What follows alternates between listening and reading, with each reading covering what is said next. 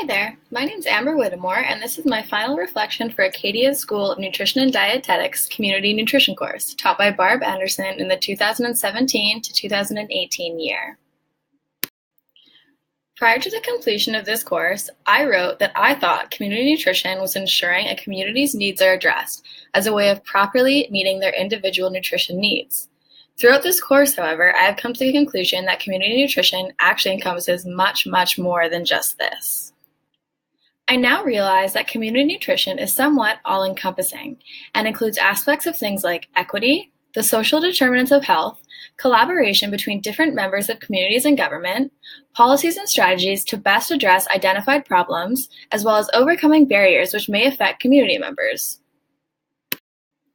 I now believe that community nutrition involves working collaboratively with multiple levels of community and government towards removing barriers in all communities alike, so that their members can access health and nutrition care in an equitable, respectful, and culturally sound way.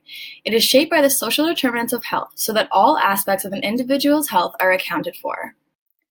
Entering into the course, I identified one key learning objective for myself, which was to better understand the social determinants of health as well as their significance for nutrition and dietetics. Not surprisingly, I'm leaving the course with much more than just this. In the end, I have 4 key takeaways. Firstly, was the fulfillment of my learning objective, better understanding the social determinants of health and their significance. Learning how all 12 of the social determinants fit together, as well as affect each other and individuals, helped me understand how important it is that they all be met. Secondly, I now have a deeper understanding of what makes for an effective health strategy and/or initiative. For example, they should be shaped by aspects of the circle of health, so that people and communities have their values and needs met, while simultaneously getting help from all surrounding populations. The social determinants are also a part of this circle. My third takeaway is the importance of removing your blinders, or in other words, trying to recognize the hardships that surround the people in our own communities, because often these issues are much closer to home than we recognize. For example, many people may not be aware of the vast percentage of households that are living with food insecurity within Canada.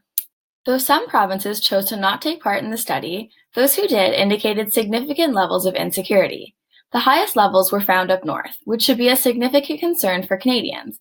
However, this does not invalidate the percentages which were found in other provinces, such as the values within the 15% range found in the easternmost provinces.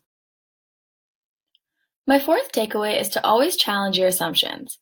Throughout this course, I've come to realize just how often we do make assumptions, and how if we don't challenge those assumptions, they may negatively shape how we approach certain situations or how we view somebody. Because of this, I thought it important to challenge my own assumptions when stepping into the course. I previously believed that, for the most part, an individual is responsible for their own health and must take action to be in charge of it. I now know that there is much more to take into account. My most significant learning from the social determinants of health was how all aspects of health are connected, and therefore, you cannot address one aspect of health without considering the significance or impacts of another.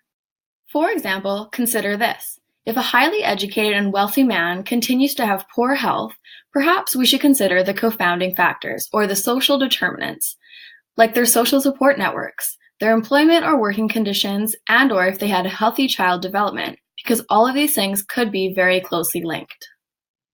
My most significant learning from Debbie Reimer and the film 4 Feet Up was to strive to always respect everybody, no matter what their situation, socioeconomic status, or beliefs may be. And again, always challenge your assumptions. Through taking part in the Acadia Community Farm Consultation, I learned that collaboration is key. We are always stronger together no matter what the context is, whether it is in policymaking, increasing awareness of a certain health concern, or meeting the specific needs of an individual or a community. As a result of taking this course, I am moving forward with skills involving encouraging equity, being aware of the importance of reevaluating my assumptions, and always advocating for the social determinants of health. Without a doubt, I have learned above and beyond what I was anticipating learning in this course. The skills that I have gained have most definitely been placed in my nutrition and dietetics toolbox, so to speak, and I know that they have helped me excel towards my impending graduation and will be carried into my future studies and beyond.